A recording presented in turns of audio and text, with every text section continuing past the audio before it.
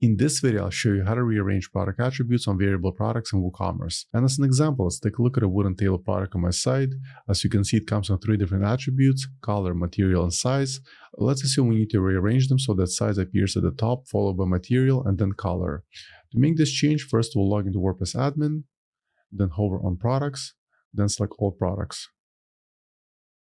Now look for the product in question. In my case, it's this one, wooden table, then select edit.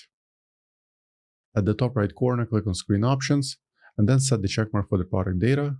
Now scroll a bit down till you find the product data section. As you can see, this product is a variable product, and then select Attributes.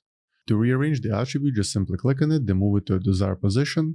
As in my case, size is going to be placed at the very top, followed by material, and then color. Once you're done, click on Save Attributes, then scroll all the way to the top, and then click on Update. Now let's go back to the website. Let's try refreshing the product page.